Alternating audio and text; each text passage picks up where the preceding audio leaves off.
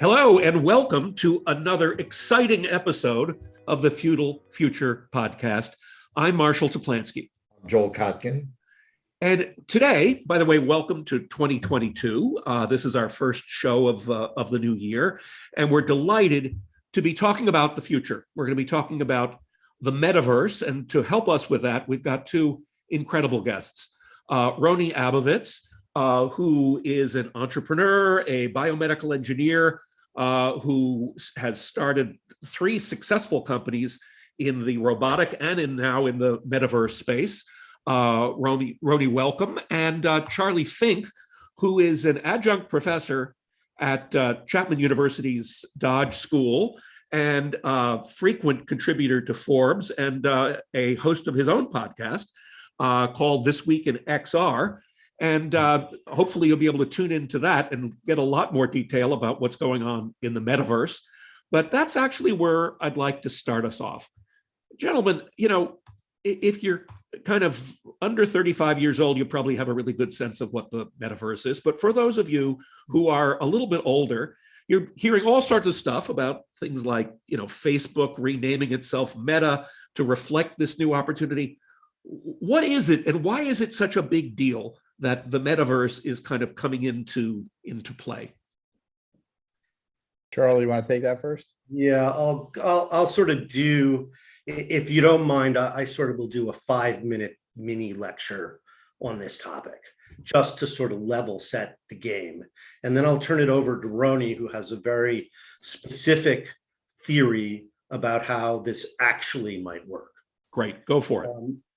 It's in the news because first in February, Epic Games raised $100 million from Sony and other people. It was a total of $1 billion. It valued the company at over $50 billion.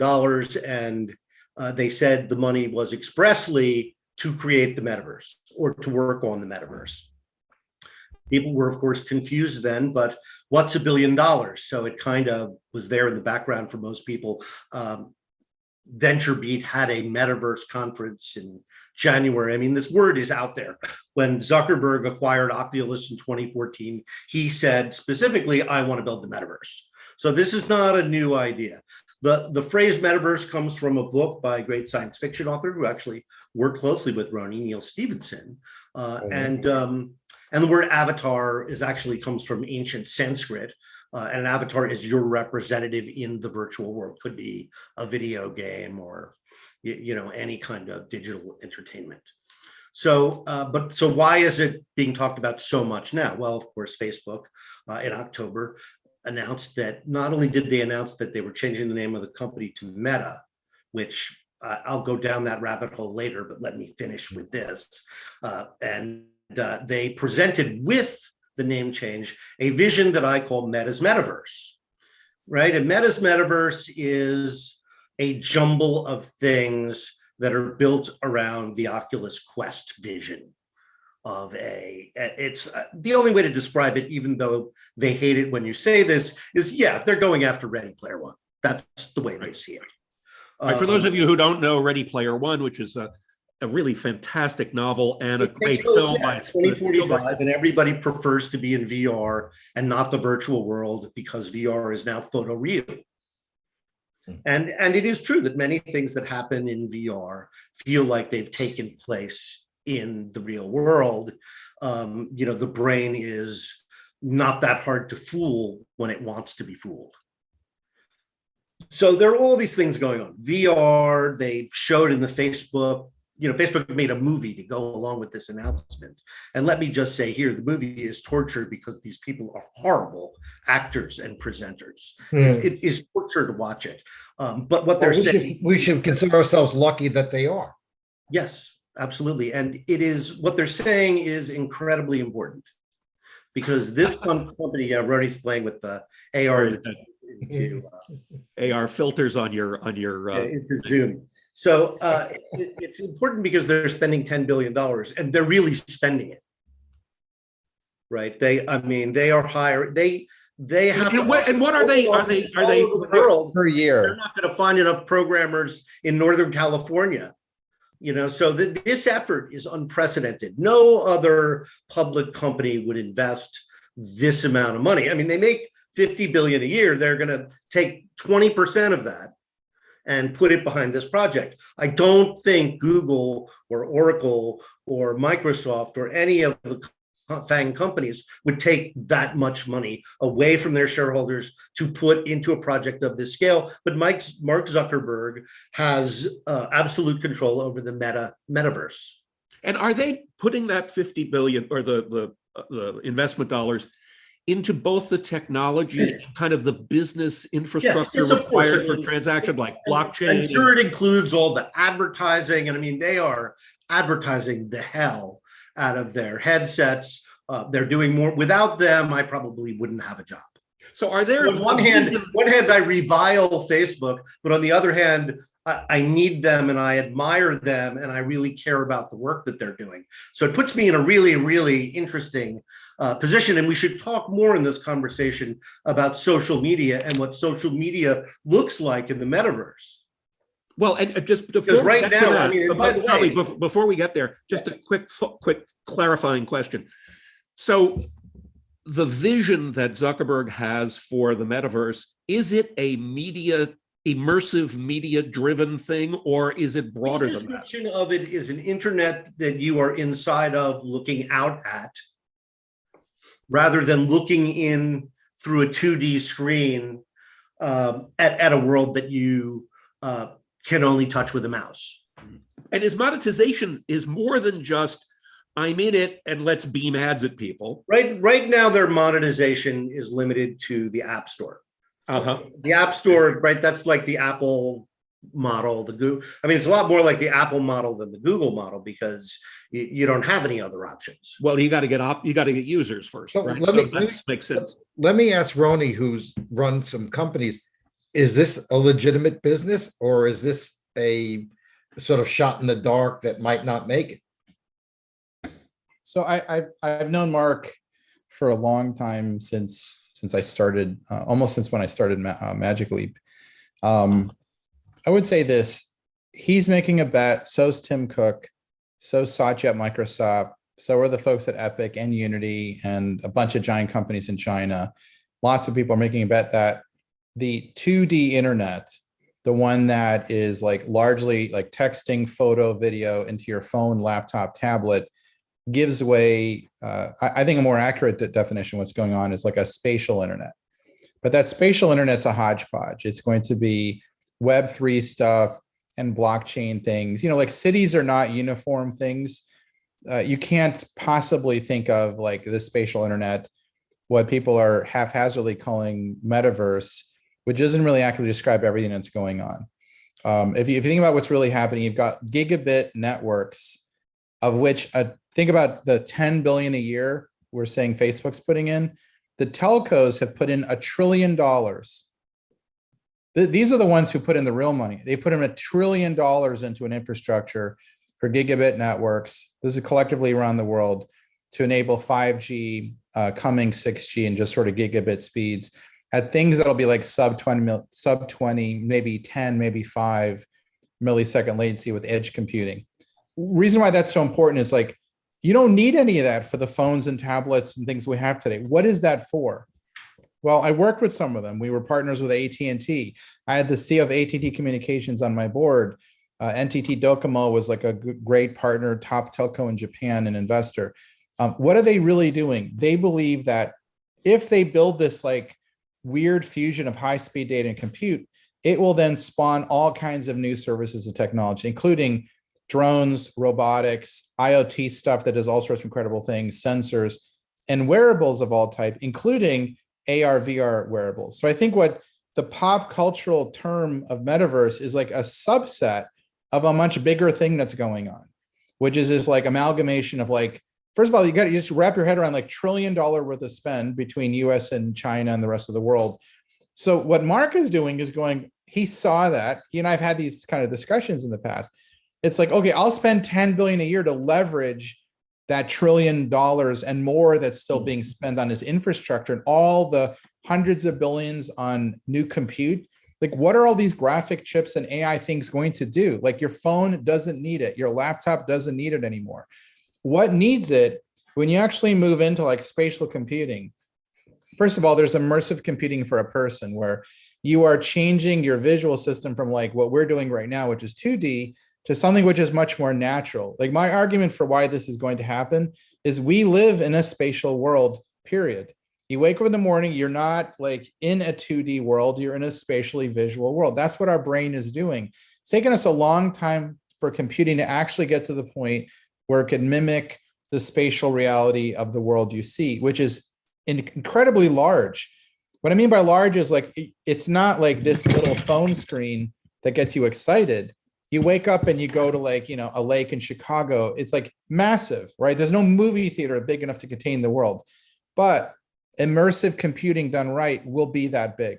You'll have endlessly large displays. You will never have to buy a TV, phone, tablet ever again, because you have this endless visual space. Well, and those neural connections that happen across multiple senses, right? When you're talking about linking IoT together with visuals, with smell-o-vision, right? I mean, suddenly you're getting a lot more need for bandwidth. So what you're saying is Zuckerberg is saying, we know those guys are going to be investing in all of this infrastructure. They have. We'll be the application layer. Yeah, no, he's going. They've already put $1 trillion in, and people have been predicting, like investment banks and others, that this is a tens of trillions of dollars of economic change in the 2030s, maybe hundreds of billions this decade. So 10 billion a year is chump change to win that. Sure. And you got to give them credit for being the most committed of the big players. Tim Cook is probably putting in more money, but saying less. So I think there's actually something big and scary that'll come from them that will actually put a burden on them. One point I would add to what Rony is saying is that all four of us are actually wearing something that augments our vision. So half the people in the world wear these things. So it's not crazy to think that it could do more than just correct your vision. Sure. The path there is extreme miniaturization, and as Rony pointed out, offloading a lot of the computing onto the cloud. Mm-hmm. Wow. Can you just get it to clean itself? I would, what it's going to do? It's going to have a retinal sensor that knows your prescription perfectly, and it will know where you are, and it will know not just like photosensitive lenses that knew if it was really bright or if it was dark. Instead, these lenses will know what you're doing and where you are. They'll know if you're driving at dawn or sunset. It will know if you're reading in the dark.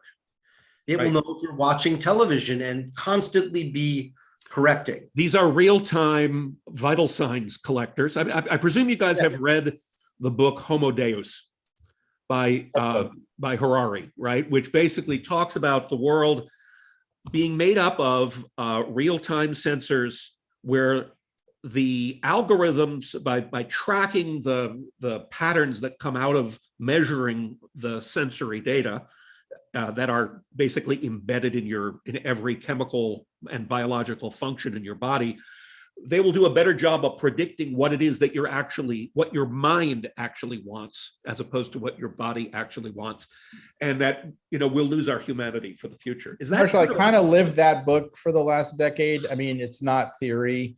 Like, what's really interesting about, like, I guess my last 10 years of experiences, it's not philosophy, it's not theory. In our little contained ecosystem, Charlie got to see it, like, at mid-slice.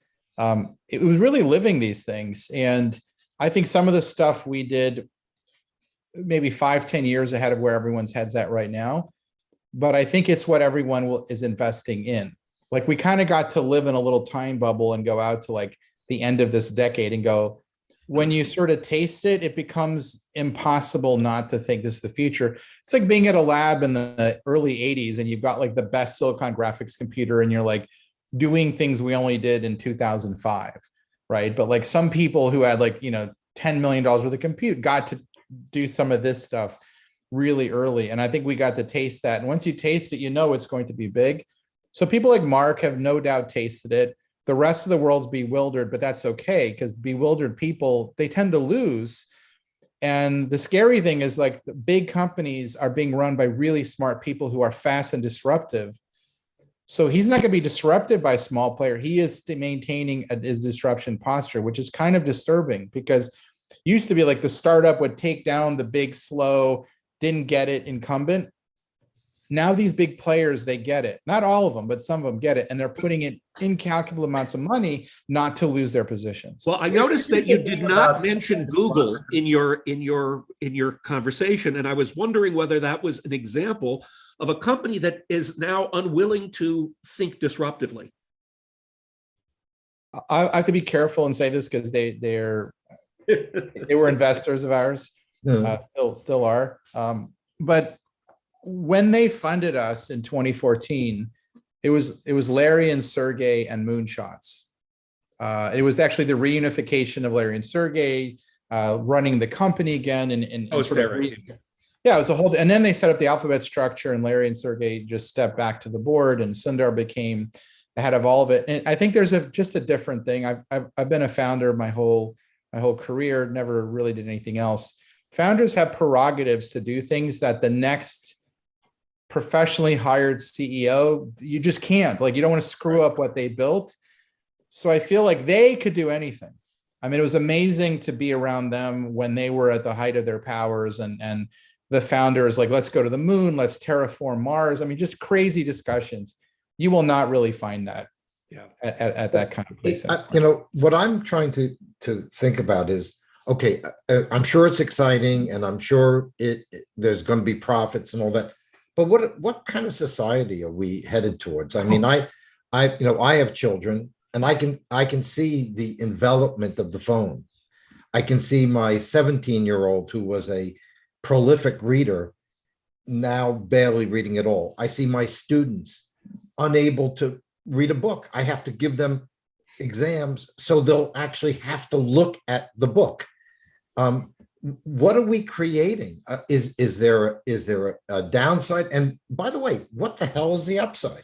Charlie, do you want to go utopia or dystopia? Like, let's go. You want to go full utopia on Joel, or very easy to default to dystopia because it's obvious that it's happening right before our eyes.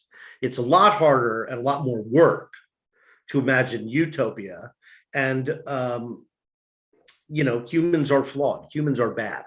I mean, I'm sorry, but I've been around long enough to see the flaws in myself. And in a way, that's the genius and the weakness of our political system, is that it's a political system that enhances demagogues. The problem, but it also resists change. And in a world moving as fast as ours, it can't keep up.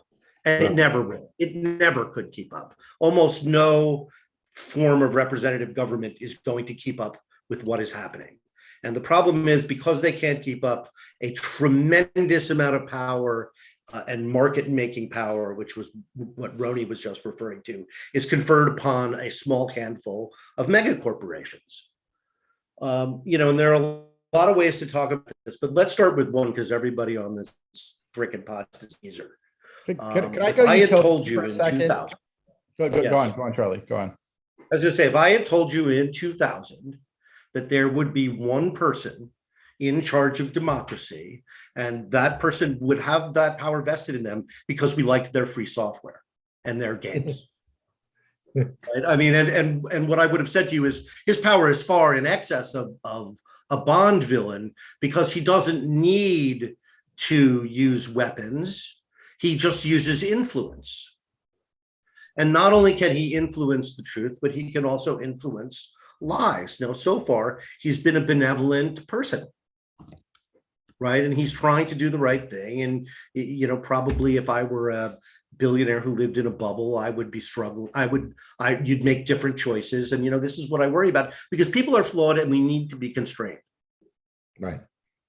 This is somebody with a ridiculous amount of power who is unconstrained and unaccountable. And even if there weren't rumors of tremendous malfeasance and immorality at that company, here's also the problem in general with American corporations today. With very few exceptions, they view themselves as doing their job to create value for shareholders. right. They have no responsibility to their employees. They have no responsibility to society writ large. I know there are some companies who are paying lip service to changing it, but this is a culture that's been created over decades. I admire their, commitment to progressive liberalism, but it doesn't change anything about. I would argue that progressive liberalism in California has been a disaster for the working and middle class of California, which is what we have a report on in the next week. Joel, let me give you the utopian view, because that's why I You started. certainly use it. Yeah, I mean, I started, and I good. think that I built some tests of and did some work with the Smithsonian on. Let me give you an example of where this could be good. You take a class to Gettysburg. It's 2025. Company X's wearable, which is about what I've got on, but has a nearly perfect human field of view, human resolution. It runs all day. It works indoor and outdoor. You don't really even realize what you're wearing anymore. Now, you're not looking through a video display. You're looking through clear optics like you and I have right now, and you take the class to Gettysburg. And then you suddenly say, we're going to see Pickett's charge. And on that field, at full scale, everywhere you look, suddenly you see Pickett's charge, and the whole place is full at 1-to-1 scale of the North and South soldiers, so the Confederacy and Union fighting. And you could walk around and they're flowing through you, like in that Peter Jackson movie, like I've had this experience, full size, like entities moving around all. It's just incredible, right? It's like more than theater, more than television, more than the film. It's just, so then you're walking around that and you experience different parts, you move to different vantage points.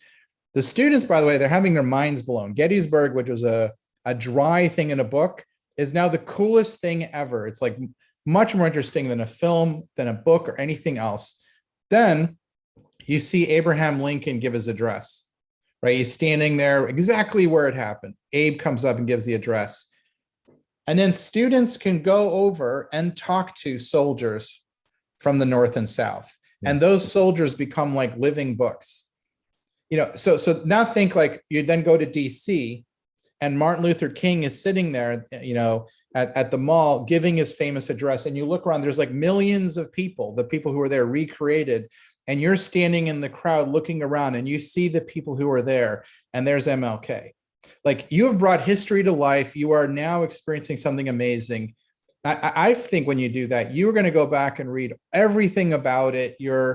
That experience has triggered such strong emotions that you want to learn. You are immersed in it. It's not dry.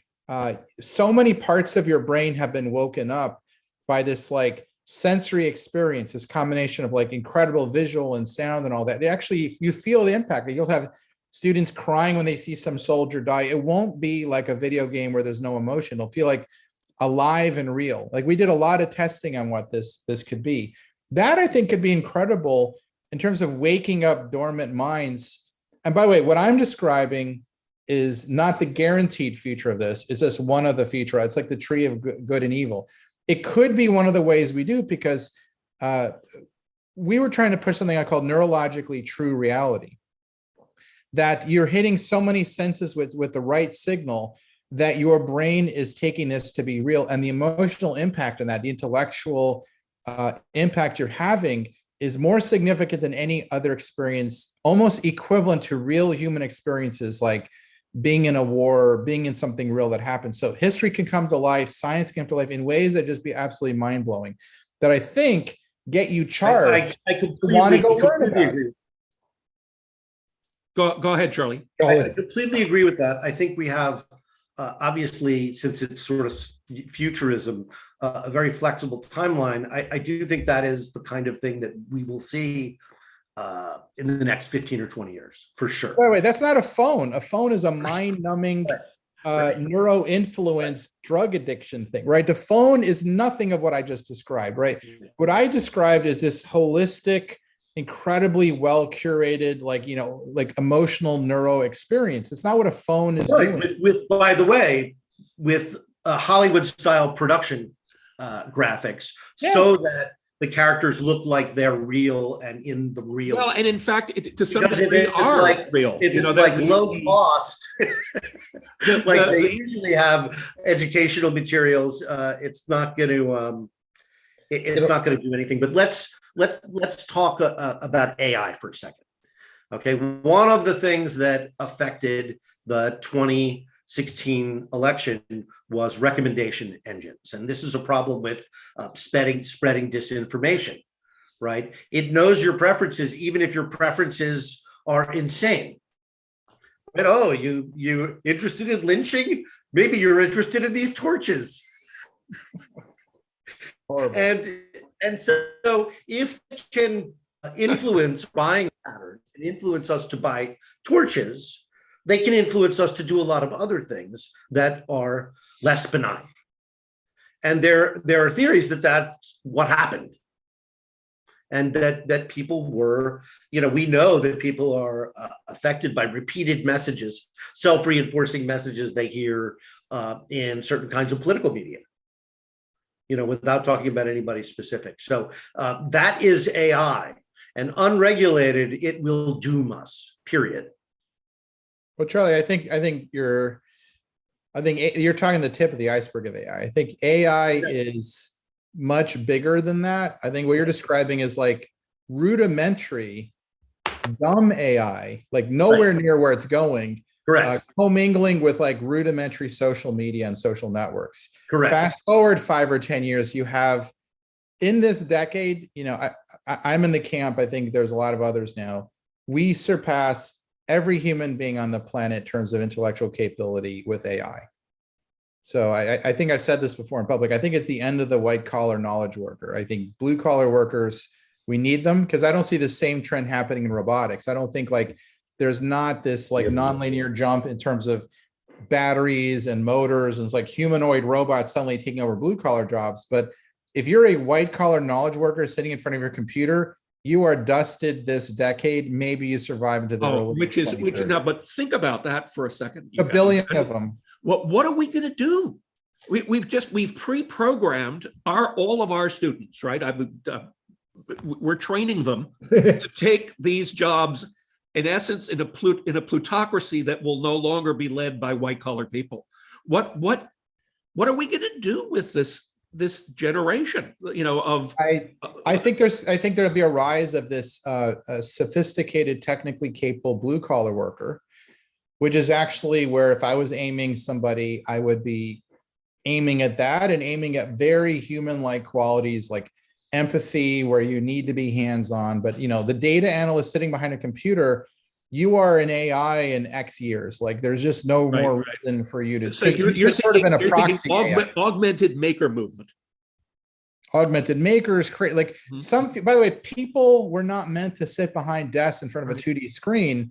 So we're actually getting people back to what we were supposed to do. We were like, our genetics are to like run around, 20, 30 miles a day, to be moving around, not to be sitting in front of a desk. Well, I think we're evolving those jobs away. Well, what's really interesting is I just finished I'm in the middle of writing a report about precisely this, and skilled blue collar workers are infinitely more valuable than data geeks.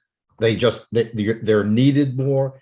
They're harder to replace. I've been on the factory floors in Ohio, and I see that. What I actually worry about is that second group, the knowledge worker, whose knowledge isn't so great anymore. What made a intellectual different in the past? Somebody who was educated. Well, they knew how to read.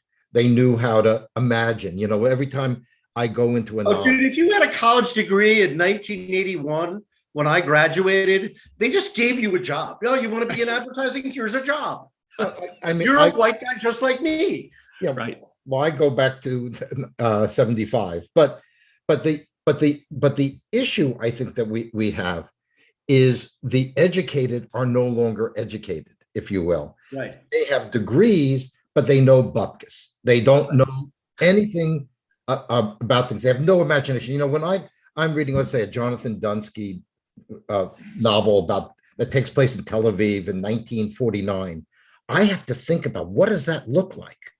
If I read Raymond Chandler, like the greatest mystery writer of all time, I get put back into the Hollywood of the 1940s, in the 1950s. That experience isn't there anymore. I'm really antiquated. Compared to you guys. I had 7 years of Latin. I read Caesar in the original. I translated Bede into English, but that experience is gone. So that'll be a feature of GPT-4, is complete Latin, Latin facility. So you can go and write outmoded language. I mean, I can have a conversation with write it for you. But what about the notion of speed? So in addition to having skills of connect the dots or knowledge that will be outmoded with the next generation of white collar people, humans are just not able to compete on the speed side. And the world, the real timeness that we've been compressing ourselves into will be totally dominated by that. What's going to happen to the species when we just kind of just can't even run that fast? Philip Rosedale says we're going to spend all our time entertaining each other. Marshall, I think what's going to, I'm working on a couple new startups, but I think part of that is to be we're going to enter a decade, let's call it this next 10 to 20 years, where we need to recalibrate what technology is doing for us. What I really mean by that is unfettered, it's going to eat us alive and eat every job and eat everybody. We have to pace it down because we're just not as fast. We're not as smart. We are who we are. So we need to make the technology we're creating, this sort of monstrous Frankenstein thing, do things for us, which I feel some of the people I've met, in fact, I've met a very large amount of the tech CEOs running some of the biggest companies. They're just on this slope to big, and they're worth trillions of dollars and more trillions more. Instead of I think we're entering the end of that, and we need to tamper things down and allow a more human pace to everything. There's going to be an analog slow movement, not Luddites, but something where we just readjust to human speed, what humans want, make technology do for us. By the way, we have enough capability in what's happening with AI to redistribute and rebalance all the biggest problems in the world.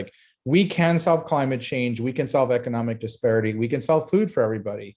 We get rid of many, because we'll have so much tech at our disposal that all of those issues can be resolved in the next 10, 20 years if we apply the tech that way. Or it creates what you guys love to talk about all the time, a feudal system. We're heading to a really crazy tech feudal system unless we harness it this decade, I think, and aim it at much more humanistic use of computing. I agree with you. And the only concern that I've got, and I would ask this as a question of both of you, is right now the economic enabling system is based on the notion of continuing to generate growing profit streams, right? Growing profitability. That takes you down that rat hole of constant, rationalization and optimization. Who is going to redefine the metrics for the economy? How is that going to happen? Otherwise, what investor is going to invest in it? So Marshall, one thing we're really bad at as a species is thinking at a large system level and thinking on the long-term level. One thing AI and tech will help us do is think large system and long time, simulate things. So a smarter investors than what we have today will go, here's my short-term win. If you expand and they go, what does it look like 20 years from now? What does it look like across multiple simulations? You'll get from that, I think, completely different metrics than what we're aiming for. Right now, we're in the US, very simplistic, quarter by quarter. Overseas in Asia, they have 100-year plans. First of all, we're ridiculous in the West because we think so short term. And then you have people like Masa Sonosopnik that has 500-year plans. They have 20, 50-year plans. We need to think long term, but more sophisticated in our long term. This is where this kind of technological disruption hugely favors authoritarian systems because they are infinitely flexible. And our system is infinitely. I gotta disagree on that, but keep going.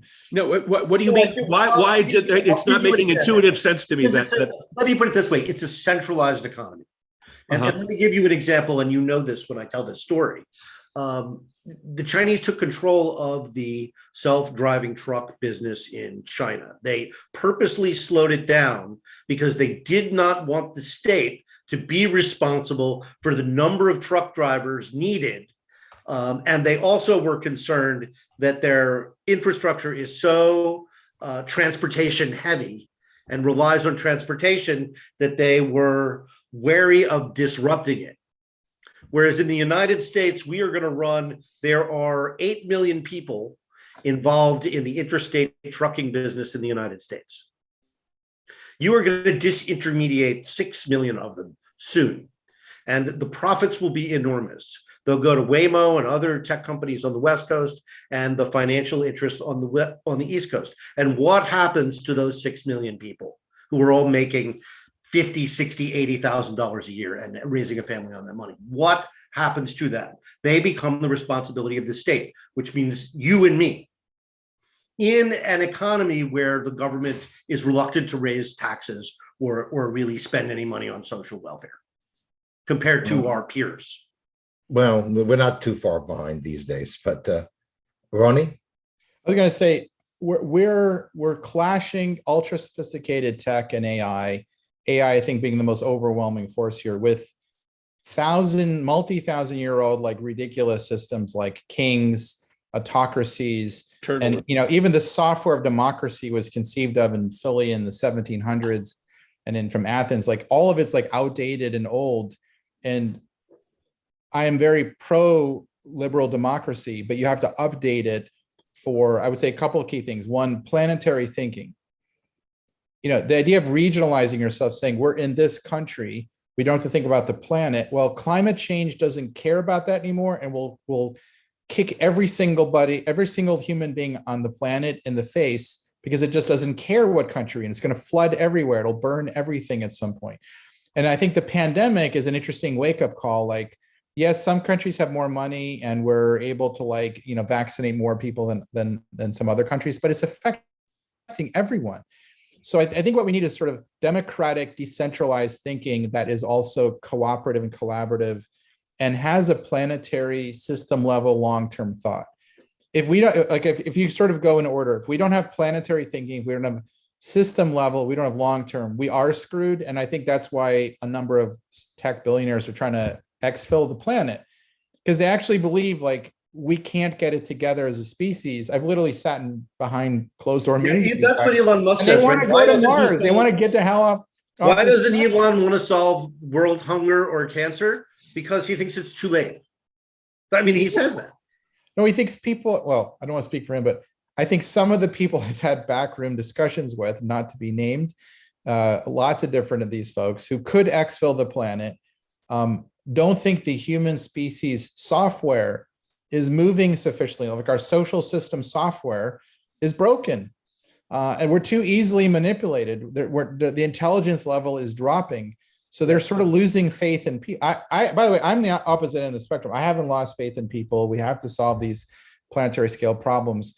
But some of the richest feudal lords that you guys talk about, they have given up. And some of them are like, I'm just going to go move somewhere else, my space station, my Elysium, or whatever, and then let all the plebes down here fight it out and burn the planet. Let's to sort of put everything together. Is AI and the metaverse a step towards a feudal future?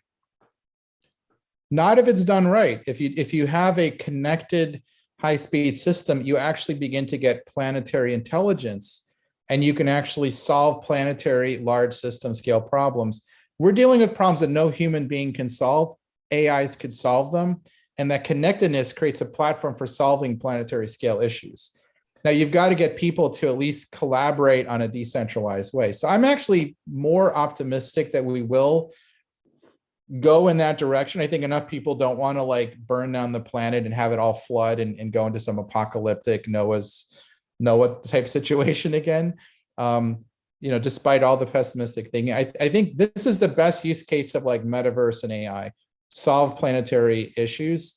And this decade, we will have that technology means. We may not have the social will, but technically I could vouch for that. I mean, this is what I do. I'm in it all the time. I see it happening. We'll have that means to do it. I think What a- social will is a great phrase there, Rony. Will we have the social will? And that is something that I'm deeply, deeply concerned about. And again, I just don't know that the form of government we have today is fast enough and flexible enough and changeable enough. And I think that inflexibility is giving way to brittleness. It finally, like if you bend plastic long enough and hard enough, and it bends and it bends and it bends, right? You have a little gray piece of plastic and the ridge becomes whiter and whiter. And eventually, but you can't break it at first, but eventually the plastic will snap. But Charlie, don't we need like an FDR, a Lincoln? Yes. Yes, I can't believe how bad all of our candidates have been. The problem with Obama, in my opinion, and God knows, I spent so much time and money on that campaign in 2008. I'm embarrassed to look back on it because Obama, because he was, he was the ultimate candidate, but he wasn't the ultimate for the same reason he couldn't be the ultimate change agent. And not only was he not a change agent, but he was not somebody who could explain to people what was happening. Why is Donald Trump's stories resonating with people? Because he's trying to explain what is happening to them. Now, the fact that he made it all up and it's total bullshit, there are no facts involved, it's like what Goebbels did on a world scale, it's so amped up that you can constantly repeat an election was stolen. And then people will walk around saying, well, I heard it was stolen on TV over and over again. It must be true. But so I don't know how you have democracy. But do we have an enlightened? Taking away all the social restrictions, you take shame away, right? The interesting question, a big role in holding societies together. Yeah, the interesting question is whether or not, in this world of changing technology, will people even look to governments to be the medium of exchange or a medium of change, or whether other kinds of institutions like the Zuckerbergs of the world or the private sector, or who knows, maybe religions, what some kind of entity is going to need to emerge that people will feel confident in being able to back and provide their will to make sure that the solution is implemented. Marshall, don't we need the best and brightest, like our Jeffersons and Hamiltons and Lincolns and Washingtons? Somebody, again, I thought go Obama back to government, person, but we do need that person. We desperately need them. Yeah, but they're not going. And we need expansive thinkers. And if you think about Jefferson, Madison, the founding fathers, these are people that thought well beyond the issues of how do I negotiate a settlement around a particular piece of legislation or the Constitution. They thought in much more broad terms about what the future of society was going to be like in a more holistic kind of a way. And I think that is really what we need. But remember, that was carved out of crisis. So perhaps we need to have a greater sense of crisis even than we have now in order for that to emerge. Yeah. But regardless, I'm looking at the time and just realizing what we haven't even gotten started. We're going to have to go. We're going to have to go with round two. About education. We're going to have to go with round two, and so I would love to have you guys back to kind of pick up the conversation and do this for another hour. And there's certainly going to be more cases where things that are going to spark this. This isn't going away for sure. Right.